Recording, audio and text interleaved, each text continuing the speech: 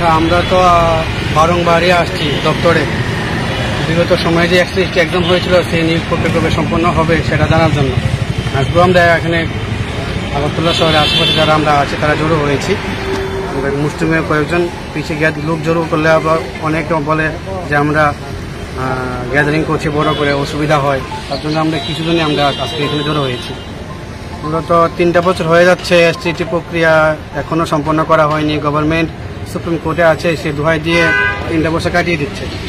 তো এখন আমরা দেখতে পেলাম নতুন নোটিফিকেশন আউট করবে, নতুনভাবে পরীক্ষা নেবে। তারা বলছে যোগাযোগ করার পরে তারা বলছে যে আপনার যে বিষয়টা নতুন করে পরীক্ষা নেবে সেটা বলে এটা পুরোটা বলে আপনার ভিন্ন প্রক্রিয়া, মানে তারা বলতে গেছে বিগত যে পরীক্ষা হয়তো আসে এটার সাথে কোনো সম্পর্ক নেই। কিন্তু আমরা দেখতে পাচ্ছি যেহেতু আমরা যে 2022 এসটিটি পরীক্ষা হয়েছিল তার নিয়োগ প্রশিক্ষণ সম্পন্ন করা হয়নি, সেখানে গভর্নমেন্ট রিজার্ভেশন ফলো করেনি, যার জন্য কেস হয়েছে। হাইকোর্ট রিজার্ভেশনের ফলো করার জন্য মহামান্য ত্রিপুরা হাইকোর্ট জাজমেন্টও দিয়েছে। সরকার সেই জাজমেন্টকে অগ্রাহ্য করে তার নির্দেশ অমান্য করে তারা সুপ্রিম কোর্টে গিয়েছে। তারা বলছে তারা জাজমেন্ট ফলো করবে না, দেখবি তারা রিজার্ভেশন ফলো করবে না। তো সেই জায়গায় এখন যে নোটিফিকেশন তারা বের করবে, আমরা মুখ্যমন্ত্রী স্যারের কাছে একটি প্রশ্ন রাখছি যে এখন যে আপনার নোটিফিকেশন আউট করবেন সেটা কি আপনার কি উইদাউট রিজার্ভেশন ফলো করে কি বের করবেন, নাকি আপনারা যে আগে বের করেছিলেন ক্যারি ফরওয়ার্ড রুলস সেইভাবে বের করবেন? কারণ দেখতে পাচ্ছি আমরা যখন জাজমেন্ট বেরিয়েছিল হাইকোর্ট থেকে, তারপর কিন্তু সমস্ত নিয়োগ প্রক্রিয়া যে কোনো ডিপার্টমেন্টে সেগুলো কিন্তু রিজার্ভেশন ফলো করেই হচ্ছে, বের হচ্ছে এবং নিয়োগ প্রক্রিয়া সম্পন্ন করা হচ্ছে।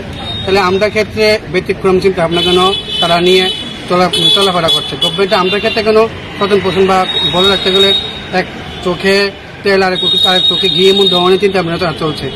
আজকে যে জায়গা 3টা বছর উপর হয়ে গেছে তারা বলছে নতুন পরীক্ষা নেবে, গত 3 বছর তারা কোনো পরীক্ষা নেয়নি।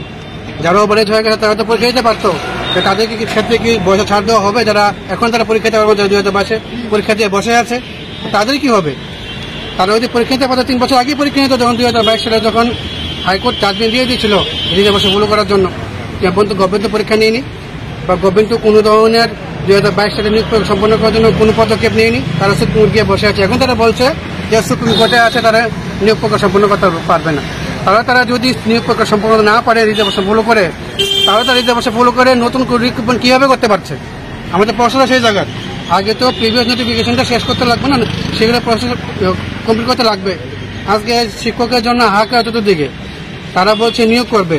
আগামী সময় এমন হতে পারে নতুন নোটিফিকেশন হওয়ার পরে যারা বিগত সময় পাস করে বসে আছে, তারা যাদের বলছে কোর্টের কথা বলে নিয়োগ করবে না, তারা এই ব্যবস্থা হতে বাধ্য হবে। কারণ আপনারা তো রিজার্ভেশন মেনে সমস্ত কিছু করবেন, তাহলে আপনার আগের রিজার্ভেশন মেনে ফলো করে পোস্ট ইনক্রিজ করে নিয়োগ প্রক্রিয়া করতে সম্পূর্ণ করতে অসুবিধা কোন জায়গার গভর্নমেন্টে? আমরা আশা রাখছি মুখ্যমন্ত্রী স্যার এই বিষয়টা ভালো করে দেখবেন, দপ্তর বিষয়ে ভালো করে দেখবেন। পূর্ববর্তী আপনার যে পূর্বতন যে নিয়োগ প্রক্রিয়া সেটা সম্পন্ন করে জেনে নতুন নোটিফিকেশন গভর্নমেন্ট এগিয়ে যাবে।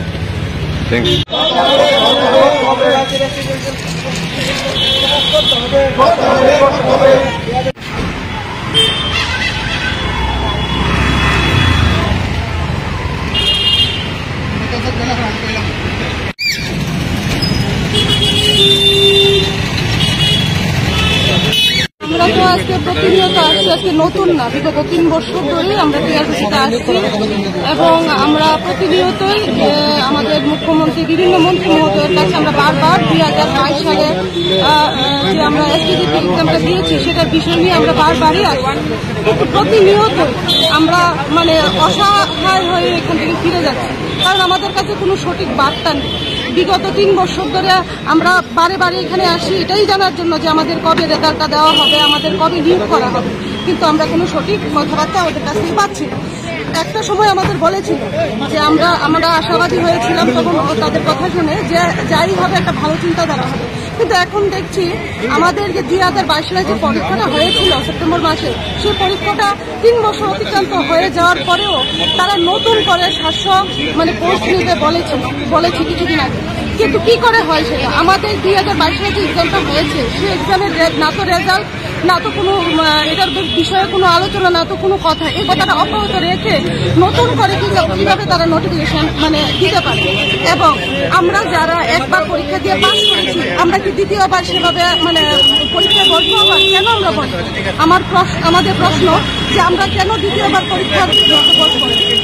তারপরে আমাদের আরেকটা প্রশ্ন হলো যে আমরা যে মানে ওল্ড সিলেবাস আমরা পরীক্ষা দিয়েছি, ওল্ড সিলেবাসে পরীক্ষা দিয়ে আমরা পাস করেছি, এখন নতুন মানে নিউ সিলেবাস হয়েছে, সেই সিলেবাসের উপরে আমরা মানে কি করে আমরা ভর্তিও করবো? আমাদের বয়স উত্তীর্ণ হয়ে গেছে, আমরা কি করে এক্সাম আবার দ্বিতীয়বার দেবো? যদি সরকার গভর্নমেন্টের যদি কোনো নতুন পরিকল্পনা আগেই মানে নেওয়া উচিত ছিল, তখন যদি নিয়ে নিত তাহলে হয়তো আমরা তো হতাশা হতাম না। কিন্তু বিগত 3 বছর পার হয়ে যাওয়ার পরে তারা নতুন করে সমস্ত ক্রাইটেরিয়া শুরু করেছে, তাহলে আমাদের অবস্থা কি হবে? কেন আমাদের এইভাবে বঞ্চিত করা হচ্ছে? আমরা চাই অতি সত্বর আমাদের রেজাল্টটা পাবলিশ করে আমাদের যাতে নিয়োগ প্রক্রিয়াটা সম্পন্ন করা হয়, আমাদের যাতে নিয়োগ করা হয়, আমরা এটাই আশাবাদী সরকারের কাছে।